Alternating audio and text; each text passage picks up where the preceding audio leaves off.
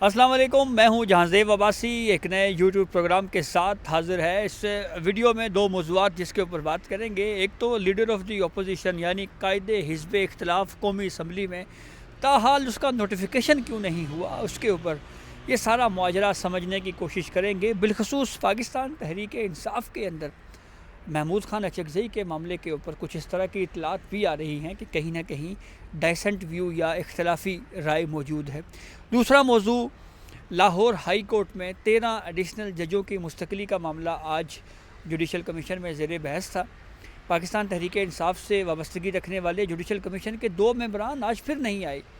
اور 13 جج جناب ان میں سے 11 جج مستقل ہو گئے، ایک جج صاحب کو فارغ کر دیا گیا اور ایک جج صاحب وہ ہیں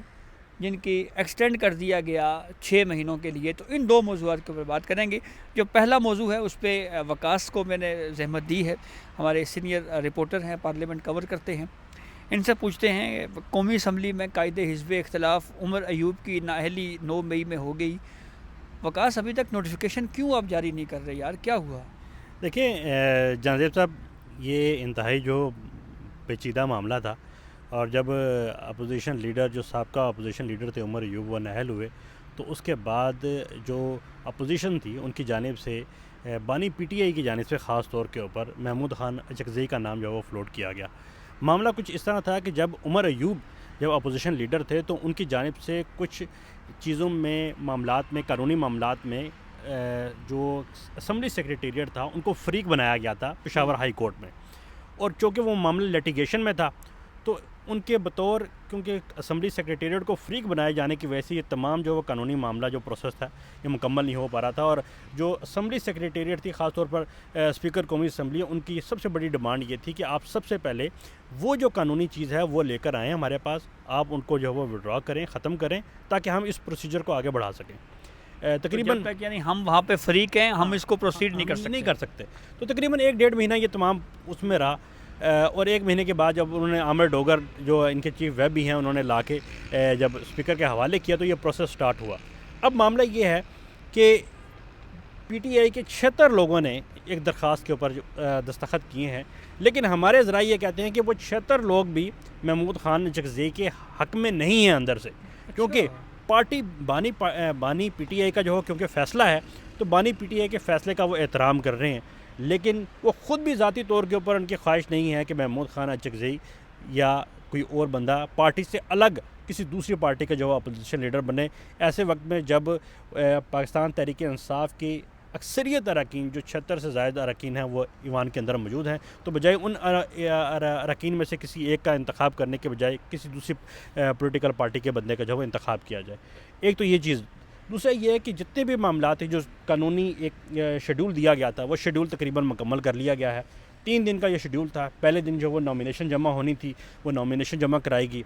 دوسرے دن جو وہ کل دوپہر 3 بجے اسکروٹنی کا ٹائم رکھا گیا تھا۔ وہ جتنے بھی دستخط تھے، 76 اراکین کے دستخط تھے، ان میں سے بعض کو جو وہ ٹیلی فون کیا گیا، اور بعض کے کیونکہ اسمبلی ریکارڈ کے اندر ان کے سگنیچرز موجود ہوتے ہیں، ان کی دستخطوں کی جو ہے تصدیق کی گئی، اور تصدیق کے بعد وہ عمل مکمل کر لیا گیا۔ اب ایک سمری جو ہے وہ ارسال ہو چکی ہے، وہ اسمبلی سیکریٹریٹ کی جانب سے اسپیکر آفس کو جو وہ سمری ارسال کر دی گئی ہے۔ اس سمری کی منظوری کے بعد اب نوٹیفیکیشن جاری ہونا ہے، کیونکہ آج انتہائی اہم دن تھا، اور اس اہم دن میں آج نوٹیفیکیشن جاری بھی ہونا تھا، لیکن چونکہ مختلف جو سفراء ہیں پاکستان میں، جو جس میں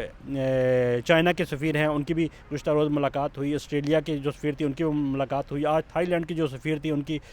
مصروفیت تھی، اور ان تمام مصروفیت کی وجہ سے اسپیکر قومی اسمبلی اور سیکریٹریٹ کے درمیان یہ جو قانونی اہم معاملہ تھا اس کے اوپر کسی قسم کی نیگوسیشن نہیں ہو سکی۔ اور اب یہ فیصلہ کیا گیا ہے اسمبلی سیکریٹریٹ کی جانب سے کہ یہ جو معاملہ ہے، کل چونکہ قومی اسمبلی کا اجلاس بھی ہے تو قومی اسمبلی کے اجلاس سے قبل اس کے اوپر سگنیچر کر لیے جائیں گے، اور اسپیکر قومی اسمبلی کل کے قومی اسمبلی کے اجلاس کے اندر ہی اس کو اناؤنس کریں گے۔ ٹھیک ہے، بہت شکریہ وقاص، آپ نے ہمیں تفصیل سے بتایا۔ پاکستان تحریک انصاف کی اگر ہم بات کریں تو پالیسی میں اور ان کے جو اقدامات ہیں ان میں ہمیں بہت زیادہ فرق جو ہے یہ دیکھنے کو مل رہا ہے۔ بالخصوص اگر میں بات کروں اس موضوع کے اوپر بہت زیادہ بات ہوتی ہے کہ پاکستان تحریک انصاف جو سیاسی فیصلے کرتی ہے اس کے اندر کیونکہ بتایا جاتا ہے جی کہ عمران خان نے یہ فلاں فیصلہ کیا ہے، لیکن اس کو پذیرائی پارٹی کے اندر سے اس طرح سے ملتی نہیں ہے اور اس کے اوپر پولیٹکس ہوتی ہے۔ مشال یوسفزئی صاحبہ کو کل میں نے شاید کسی ٹی وی پروگرام میں ان کا ایک کلپ وائرل ہو رہا تھا جس میں انہوں نے کہا جی کہ ہو سکتا ہے کہیں بھی کوئی پٹیشن بھی آ جائے محمود خان اچکزئی صاحب کے خلاف۔ تو اس طرح کی باتیں چل رہی ہیں، جیسے 8 فروری کے حوالے سے جی کہ پاکستان تحریک انصاف کی بڑی تیاری کر رہی ہے پروٹیسٹ کی۔ علیمہ صاحبہ کا ایک بیان جو ہے وہ بڑا سرکولیٹ کر رہا ہے جس میں انہوں نے کہا جی کہ عمران خان نے تو یہ کہا ہی نہیں ہے کہ جی 8 فروری کو جو ہے وہ احتجاج کرنا ہے، تو یہ وہ ساری چیزیں ہیں بہرحال جو کنٹراڈکٹ کر رہی ہیں۔ آخر میں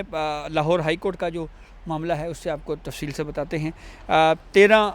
ایڈیشنل ججوں کی مستقلی کا معاملہ جو ہے وہ لاہور ہائی کورٹ میں ان کا جوڈیشل کمیشن اجلاس میں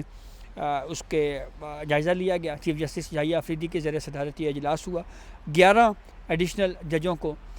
سپریم کورٹ میں جوڈیشل کمیشن نے مستقل کیا ہے۔ ایک جج کو فارغ کر دیا گیا ہے، یعنی وہ بطور جج ہائی کورٹ اب نہیں رہے، اور ایک جج کو ایکسٹینڈ کیا گیا ہے فار 6 منتھس۔ جن ججوں کو جس جج کو مستقل نہیں کیا گیا وہ فارغ ہو گئے ہیں، ان کا نام ہے لاہور ہائی کورٹ کے ایڈیشنل جج راجہ غضنفر علی خان، مستقل نہیں ہو سکے، اور جسٹس طارق محمود باجوہ جو ہیں ان کو 6 منتھس کے لیے ایکسٹینڈ کیا گیا ہے۔ لاہور ہائی کورٹ کے جن 11 ججوں کو مستقل کیا گیا ہے ان میں جسٹس حسن نواز مخدوم، جسٹس ملک وقار حیدر اوان، جسٹس سردار اکبر علی، جسٹس سید احسن رضا، جسٹس ملک جاوید اقبال، جسٹس محمد جواد ظفر شامل ہیں۔ اس کے علاوہ جسٹس خالد اسحاق، جسٹس ملک محمد اویس خالد، جسٹس چودھری سلطان محمود، جسٹس تنویر احمد شیخ اور جسٹس ابہر گل جو ہیں وہ شامل ہیں۔ اہم بات یہ ہے کہ ان 5 ہائی کورٹس میں 40 ججوں کی مستقلی کا معاملہ جس کے اوپر غور ہونا تھا، ان میں اسلام آباد ہائی کورٹ کے جج بھی ہیں، بلوچستان ہائی کورٹ کے جج ہیں، Lahore high court, Peshawar high court, Balochistan high court, Sindh high court. ان 5 ہائی کورٹس میں 40 ججوں کی مستقلی کا معاملہ زیر غور تھا۔ کسی جوڈیشل کمیشن کے اجلاس میں پاکستان تحریک انصاف کے ممبر جوڈیشل کمیشن، چاہے وہ بیرسٹر گور ہیں یا چاہے وہ بیرسٹر علی ظفر ہیں، وہ ان جوڈیشل کمیشن کے اجلاسوں میں شریک نہیں ہوئے۔ انہوں نے یہ بھی نہیں کہا جی کہ ہم بائیک آؤٹ کر رہے ہیں،